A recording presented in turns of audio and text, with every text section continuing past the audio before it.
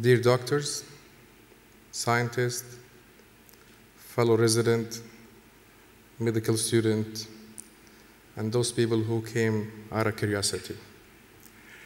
Allow me to welcome you all to our workshop session. We're going to start by Dr. Samar Sagaf. For those who are in the medical field, Dr. Samar Sagaf is a well-known figure.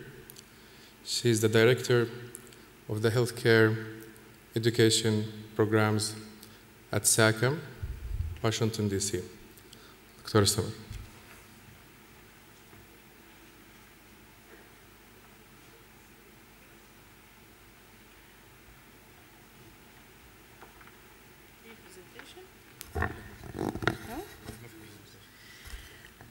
السلام عليكم ورحمة الله وبركاته. The first يعني أول حاجة حقولها أباكم تحيوا البنات. البنات حضورهم فظيع. حيوا نفسكم يا بنات. The female is much more than the male. I'm not biased, but I think they are so well try to prepare themselves to be in US. To get in the US educations is something that everybody is dreaming of. Now a lot of school for administrators, TAs, للمعيدين والمعيدات إن هم they would like to go for North American. كلهم يروحوا لأمريكا أو كندا. اللي if you can يعني معلش يمكن كلكم تعرفوا إنجليزي. Can I speak in English?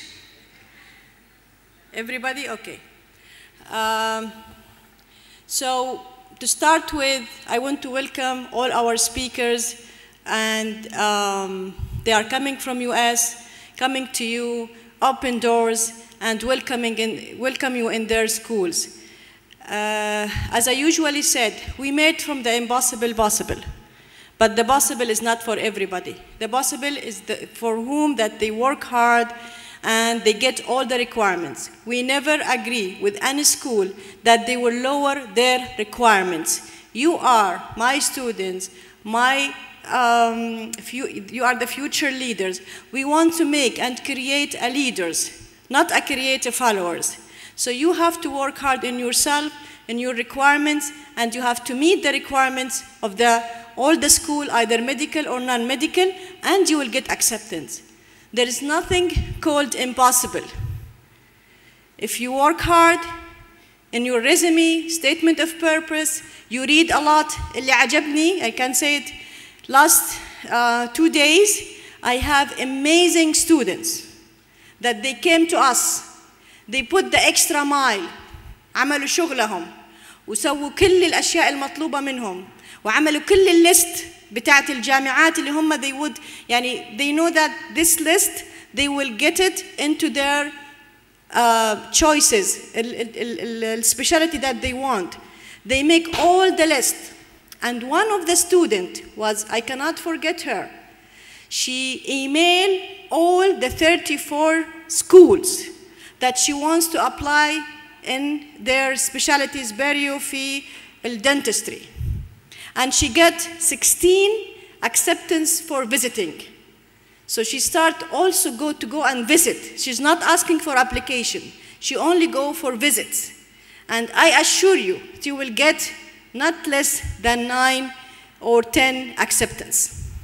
So do the extra mile. This is what I want from you. Please, try to do the extra mile that will lead you to the best elite program. You dream for it, and also we dream for it. Thank you so much.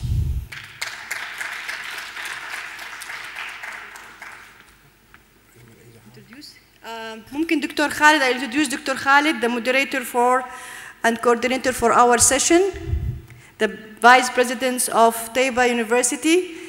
I worked with him as a colleague when he was the dean of medical college.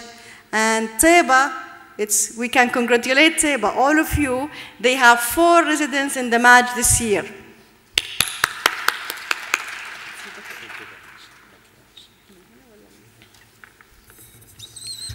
بسم الله الرحمن الرحيم. السلام عليكم.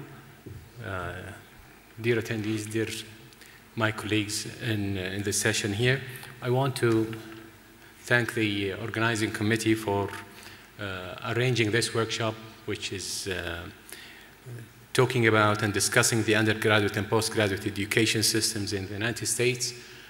I hope it will be beneficial for all of you who are willing to go and continue their education in the United States.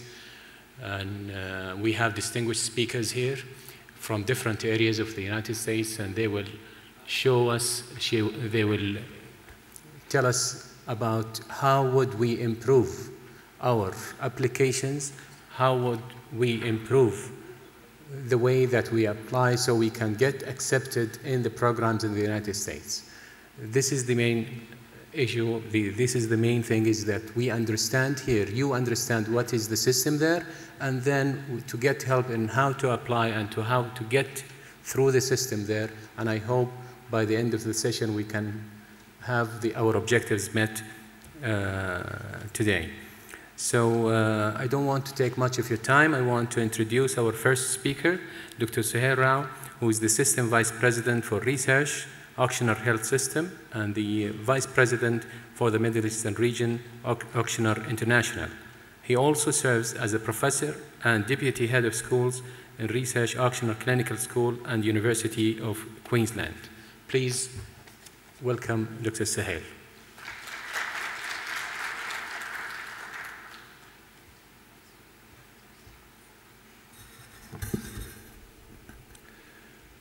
Assalamu alaikum.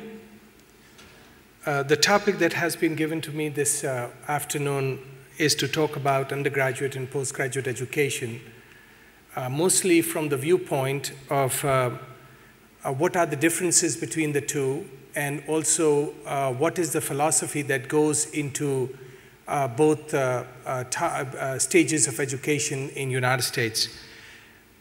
Fortunately or unfortunately, I stand in front of you with experiences in at least 4 continents of either being a student or engaged in higher education. For my elementary and middle school, I went to Cardiff, Wales, so I have a lot of experience in England. And then for my doctorate, I also went back to University of Oxford, so I have both undergraduate or early education as well as postgraduate education experience in England. I also obviously have experience in Southeast Asia. I come from Pakistan.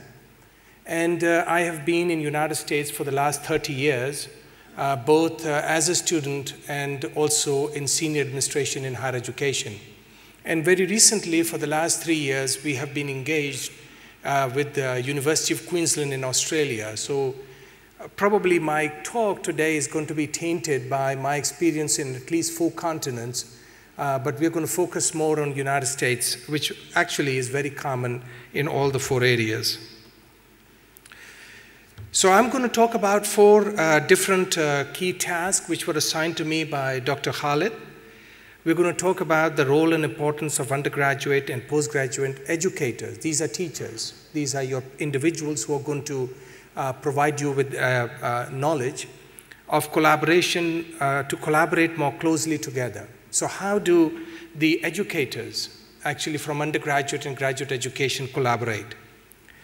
The second is how to bridge the gap between undergraduate studies and specialty training. And for a minute, I'm going to actually not wear my physician hat and talk about more generically as to what would you do if you have to go into a specialty training.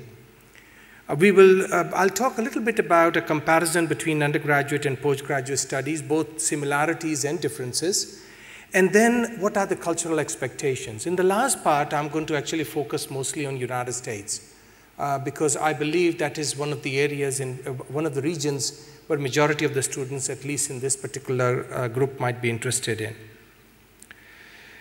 So we have been told all along in our life as a student and then as a teacher that education is a continuum. Okay, you start to build your educational knowledge and skills from the elementary school, and it continues until you go into the university. What you learn in what we call K-12 in the United States is very relevant to what you actually practice in undergraduate and what you how it helps you in your graduate education. So this is a continuum, it's not, and that is one of the reasons why in the United States, the education falls under a single ministry, the Ministry of Education. And it is not actually subdivided into a Ministry of Education or Ministry of Higher Education. Everything falls as a continuum under a single ministry, under single policies and procedures of how a student is going to be mapped throughout their life as a learner. The more important difference that also exists in education in the United States is the continuous dialogue that takes place between various sectors of education, between the middle to high school, between the elementary to middle school, and between the undergraduate to graduate, which is extremely important.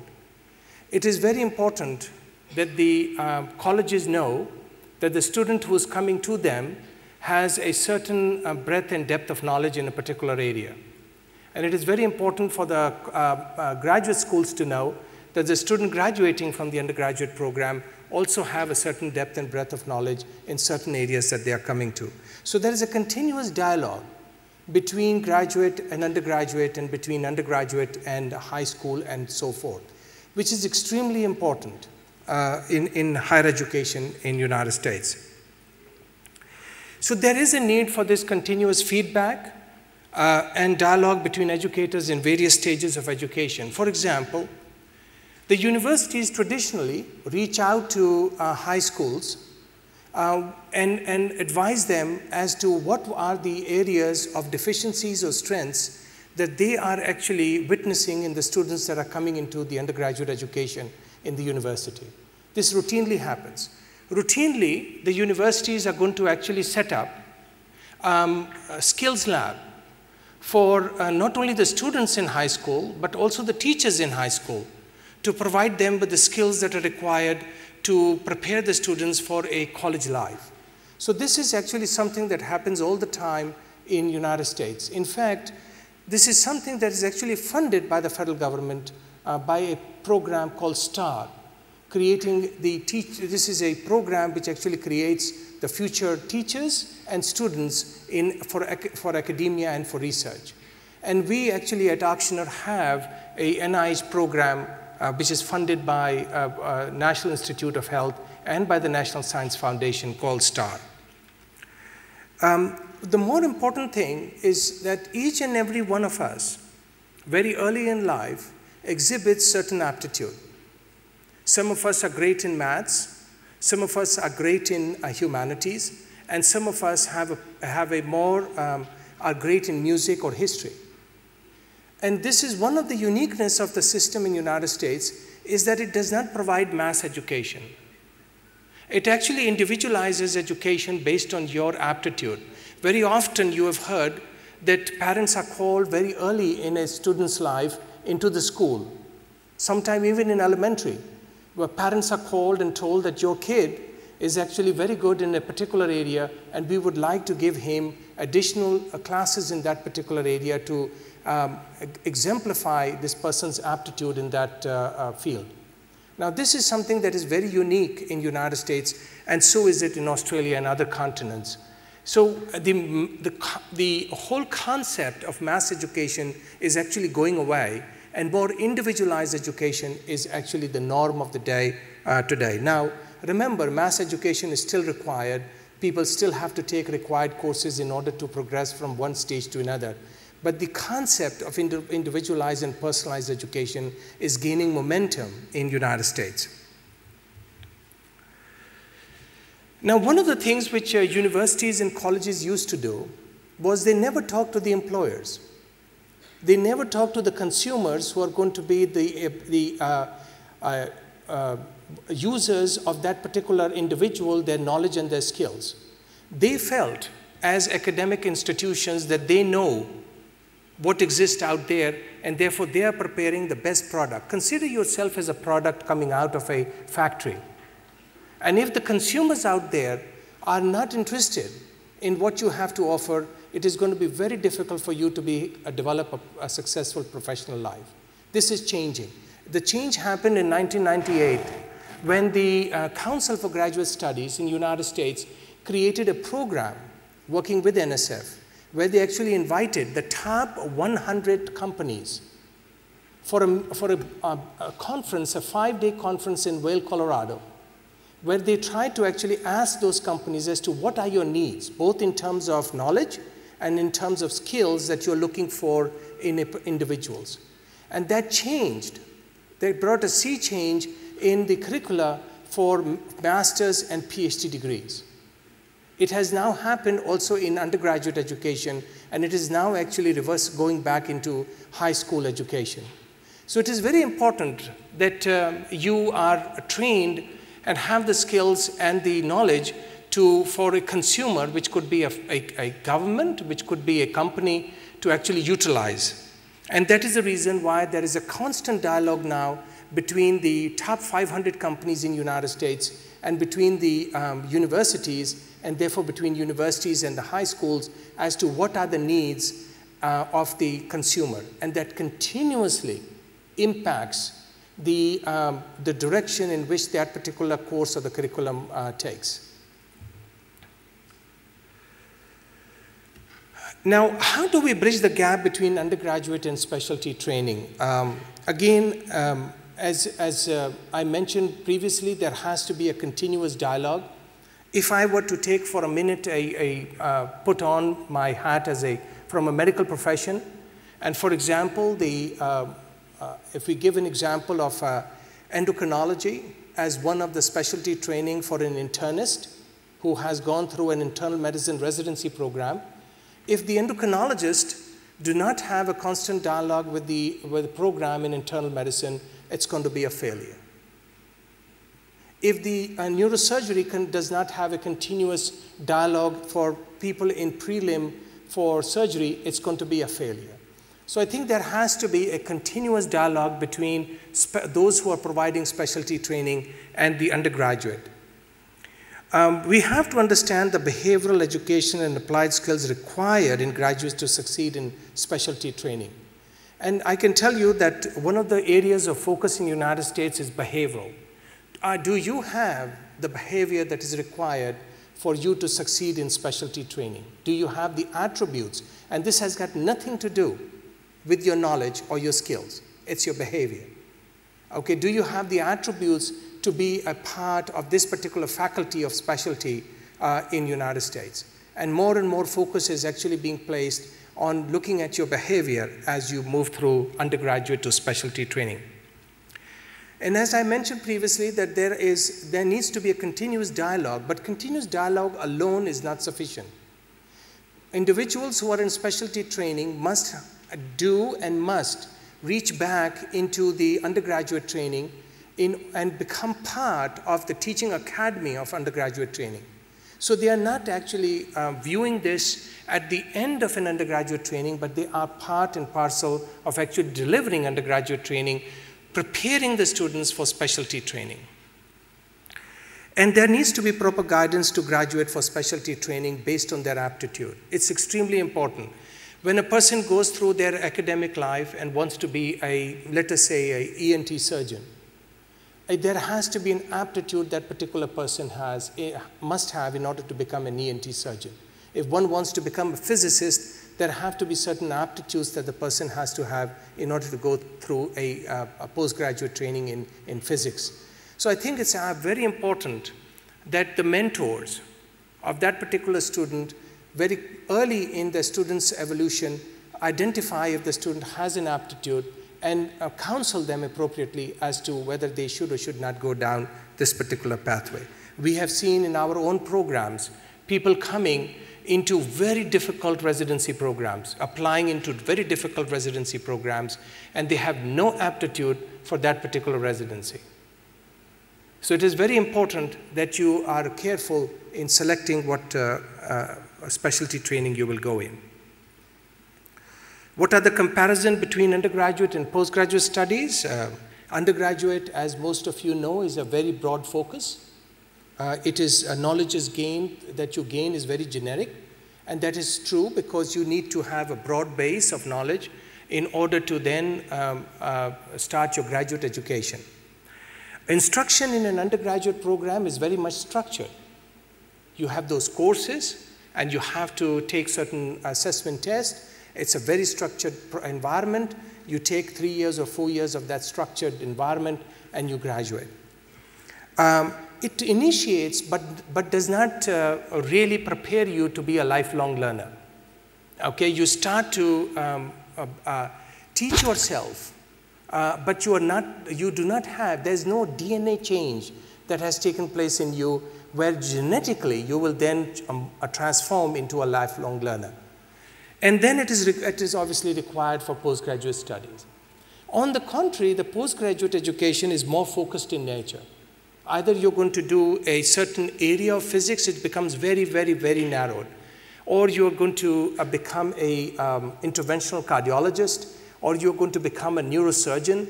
So it is very specified area that you are now starting to hone in both your aptitude, your knowledge, and your skills. Knowledge and skills that are gained are more specific, as we just mentioned. Instruction is more vague and less guided. Now, not necessarily in medicine. In medicine, the instructions are very much focused and guided, but in areas of humanities and others, it is very vague and less guided. You actually basically teach yourself in postgraduate education, in humanities. Now, here is where you actually start to become a lifelong learner. Then nobody is actually going to ask you or force you to study. Nobody is actually going to ask you or force you to go into library and pull the latest article on a particular disease or a particular topic. Here is where you actually start to evolve into developing a passion for acquisition of new knowledge. And that becomes, that is where you start to have a genetic transformation of becoming a lifelong learner. And as I mentioned previously, the learning is more self-directed. You are the owner of your own destiny. Nobody is going to tell you whether you went to the library today or not, whether you attended a class or not. It is up to you to decide how much effort you're going to put, and that would be the outcome that you will get at the end of the day. Now, cultural expectations, and here I'm going to actually speak more about my own experiences because I came from a very different culture. I came from a culture which was very similar to yours into the United States about 30 years ago. And some of the things that we are now witnessing, and obviously in 3 decades things have changed, but some of the things that we are now witnessing in our own program from a lot of Saudi students and Saudi residents that are currently in our program. So I would like to humbly suggest that if you lack cultural competence, that's a suicide both personally and professionally. I could not put it any other way. A lot of students who come to our residency program for interviews, and those who do not get selected, I can tell you that vast majority of those who do not get selected is because of their lack of cultural competence. Their inability at times to shake hands of a female who is actually a faculty, one of the faculty who is in the program interviewing the student.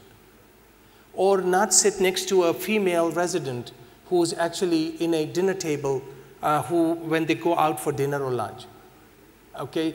Many of these incidences, and I can go on and on to give you specific incidences of cultural incompetence that have led to a disaster as far as the professional life of that individual was concerned. So this is a key example where a lady has actually extended her hand to acknowledge your presence and you have ignored it. And this has happened on many occasions, and when we approach these particular individuals, we are told that this is not actually allowed in our religion. Now, there is a religious barrier and there is a cultural incompetence here. So now what we have started to do is that every student who comes into our program, Saudi student who comes to our program, goes through 1 week of a acculturation course to help them understand and to adapt them to the American culture. We don't want you to become Americans. I'm not suggesting that. What I am suggesting is that we want you to be successful. In order for you to be successful, there are certain things you have to do. least of which is not to accept the hand of a lady when she extends it. There are some visible cultural differences, and again, I'm speaking from my own personal experience. And I apologize if this personal experience does not translate into mass experience of the valuable audience here. And there are some invisible cultural limitations. So the visible one are the communication style. The most important one is the communication style. How would you communicate with a particular individual? There are a lot of cultural elements that get into your communication styles. I have had students who have come and sat through a meeting with me with their legs crossed in front of each other, with their hands behind their back of their head, sitting as if I'm having a coffee with them in a cafe. Now that may be absolutely okay for them, but we are having a professional conversation, and there is a certain manner of professional etiquettes that are required. Attitude towards conflict. You will have conflicts, okay? And this is an extremely difficult task when you are faced with conflicts, and how do you handle those conflicts is important. Approaching to completing a task. When I tell you, or when your mentor requests you to do a certain thing, it may be okay for you to just not complete it in your own culture, but it is absolutely unacceptable in the American culture. If you accept a task, you have to complete it. And there have been numerous occasions, including the one that happened last week, where two of the interns in our program did not complete a task that was given to them. And obviously, they got a call into our office. The decision-making style is extremely important. When you make decisions, do you take all facts into consideration? Is your decision based on bias, or is it unbiased? Is your decision does it have an element of racial disparity in it? So I think it's extremely important that you pay attention to these details. Attitude towards disclosure. There is something called confidential information. Okay, and in our world, that confidential information about patients is extremely confidential.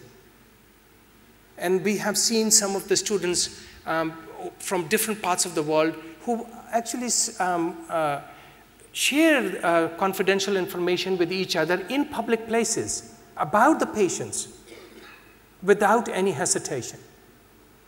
That's extremely difficult and no for a culture in the United States.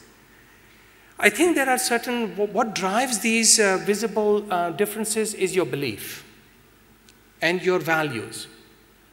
And what is your perception? Many of you have come to our program, and not only to the program at Akshana, but I'm talking about, I have been engaged with 5 universities in the United States, from Boston, Harvard and Boston universities, to Drexel, to University of Pittsburgh, to the Tennessee Board of Regents, to University of South Florida, and now to Akshana.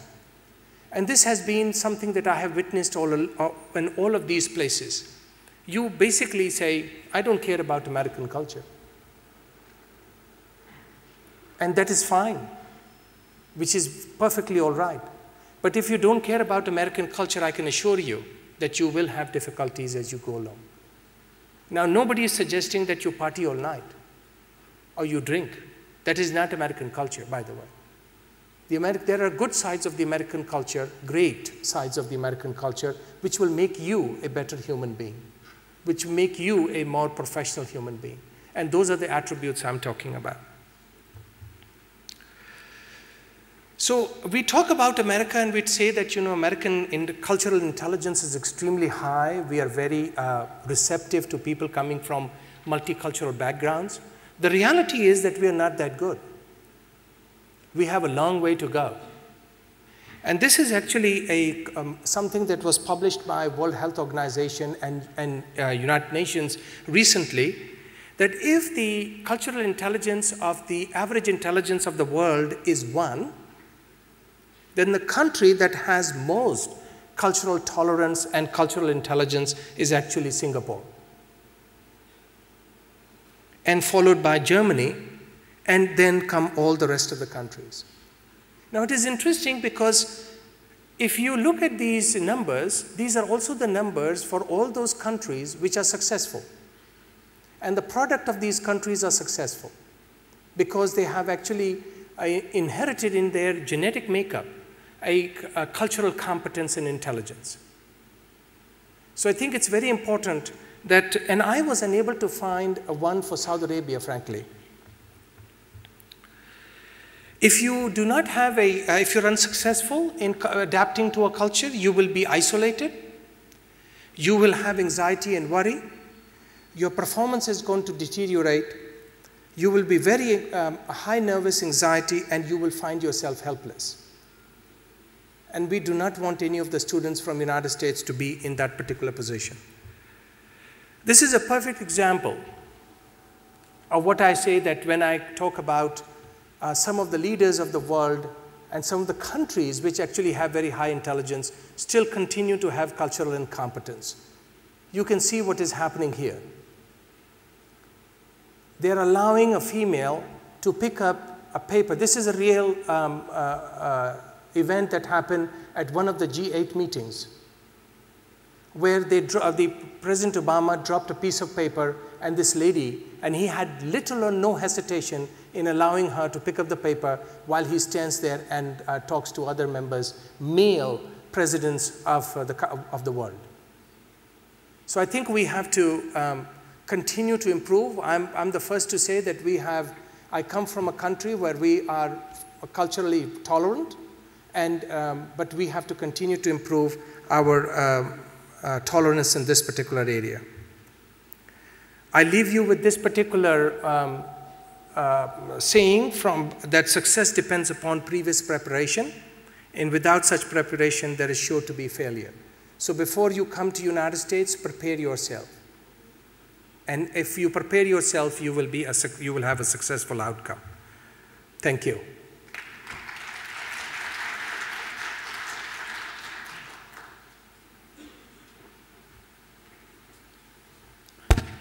Thank you, Dr. Sahel, for this nice eye-opener speech.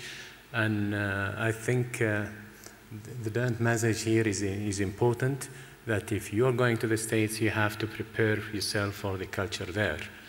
We're not saying this culture is better than the other, but if you're willing to continue there and go there, you have to read about it, prepare yourself so you can succeed in getting what you are going for. Our second speaker is Dr. George Jabour, and he's a Master Program of Finance Director and a Professor of Finance, Associate Dean of Executive Education, School of Business, George Washington University. Please welcome Dr. George.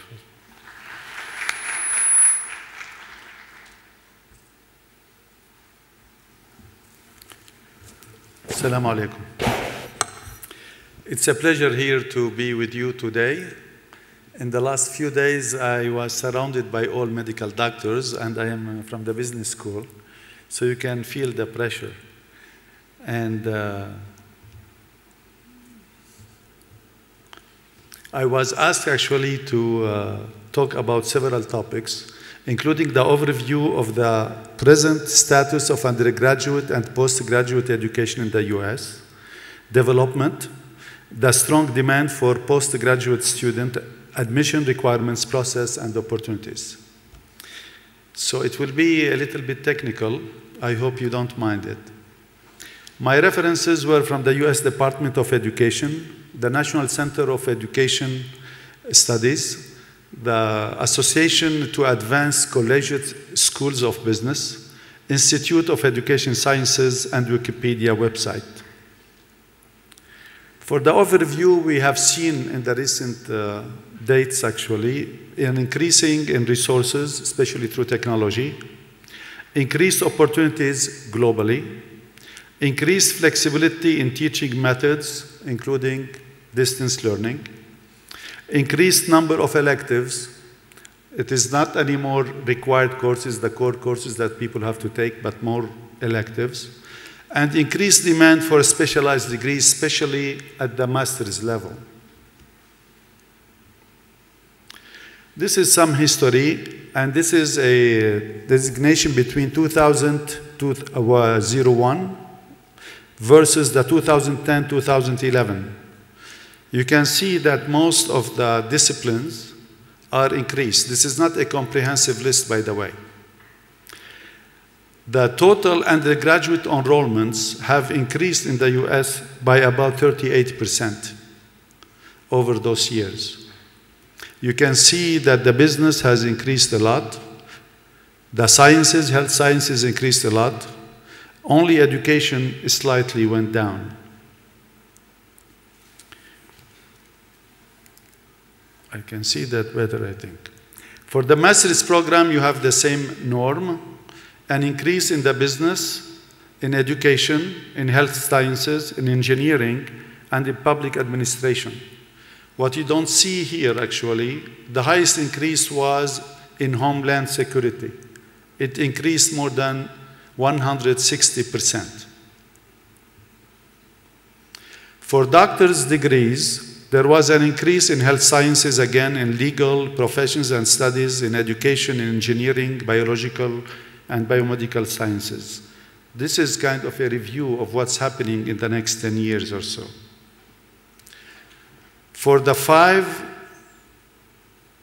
disciplines that are listed there, health, legal, education, engineering, you can see that 46% were in the health professions. Now we are talking about projections for the future. Those projections were based in 2010. It does not take into consideration the international students in the US. It does take the enrollments. It doesn't take into consideration the cost. It does take into consideration the age of the population. It does take into consideration the disposable income and the unemployment rates. You can see that projections are still good. They are not as before, but they continue to grow.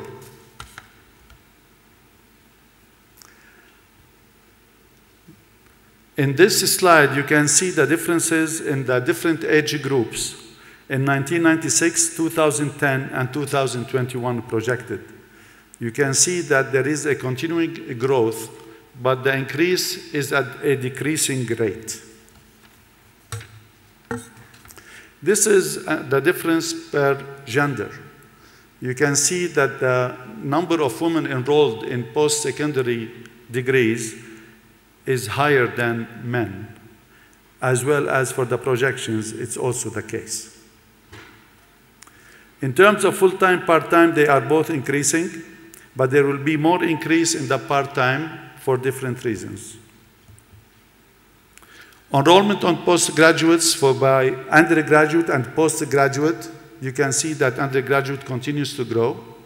There is also an increase in postgraduate, but at a lower pace. For public institutions versus private institutions, in the first 14 years in this slide, between 96 and 2010, private schools increased by about 80%, where the public schools increased by about 45%. But they both are projected to increase by 15%. So this was some technicalities actually about the numbers.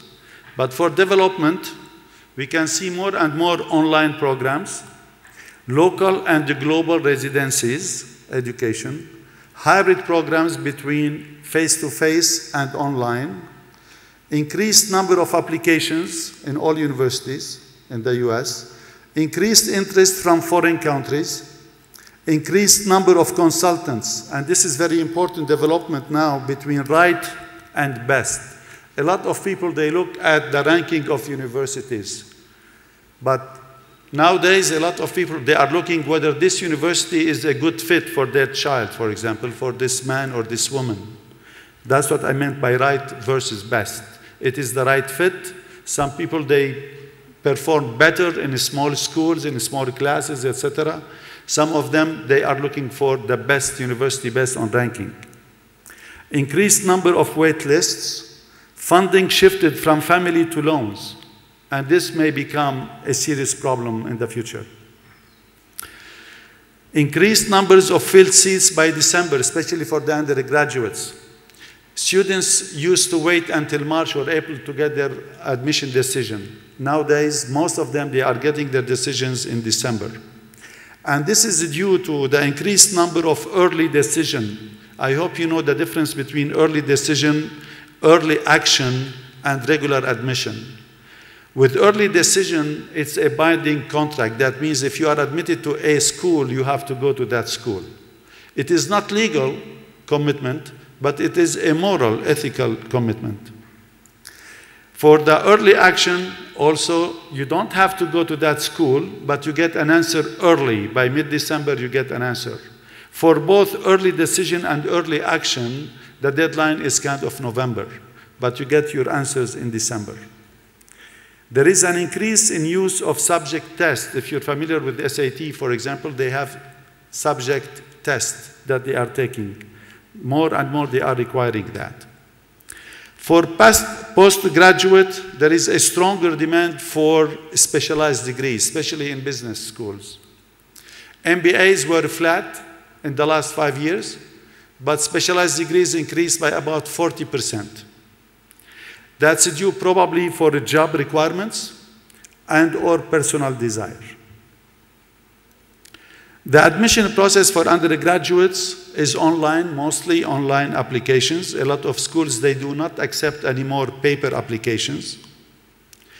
There is what we call common applications where you can apply to several schools. It's the same application, but you tell them which universities you would like to send them to. The degree, the program, and the institution specifics. Standardized tests like SAT, for example.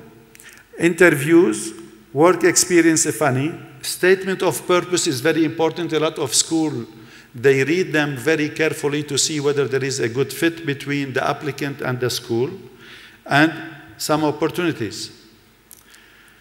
More than 2675 four-year non-profit schools based on that. The process starts at the junior year of high school, but most actively in the senior year. Graduates from high school peaked at 3.3 million in 2008, but expected to decline through 2015 before they rebound to 23 million in college in 2020. 25% of applicants, they apply for more than 7 schools. Admission steps that you have to pay attention to: first, the deadlines. You have to beat the deadlines. The choices, what kind of admission you would like to look at, early admission, etc. The essays, a lot of universities pay attention to the essays that you are writing. You visit the campus. Interviews, some universities, they require personal interviews or phone interviews. Most are centralized, not for a specific college or major. That means you don't specify what school you are going to. They have centralized admission process at the university level, not at the school level or faculty level. The common applications expedite the process. It becomes much faster. To evaluate an admission decision or an admission for application, they look at the grades of in the preparatory courses, the strength of the curriculum. They look at courses. Did you take some sciences, for example, beyond the required? Or you took, for example, the soft courses. Some people call soft like music, dance, something along those lines. Some of them, they look at it negatively. Some of them, they look at it positively, depending on which major you are applying to. Your test scores, your GPA, your essays again, your class rank. A lot of universities, especially the ranked one, they will look, where do you stand in your class? If you are not in the top 10% or 15 or 25%, they will not look at your application. Your counselor recommendation is very important, your teacher recommendation also, subject scores and extracurricular activities. A lot of universities, they would like not to be book smart people, they would like to have well-rounded students. Other factors, though they are controversial, diversity issues. Some universities, they would like to have a diverse group. They look at the ethnical group, for example, geographical location, etc. Some other universities, they are not interested in that. Legacy, if you have siblings, your parents going to the same school or something, so you may have a better chance to get into that school through what we call the legacy program. Family wealth, although it's illegal to make an admission decisions based on your wealth or something, but some people, they may look at it, although it's not legal. Personal connections always works, networking. Again, it's controversial. Maybe some people, they will not admit it, but it does exist. Admission tests, you have two tests that are for undergraduate.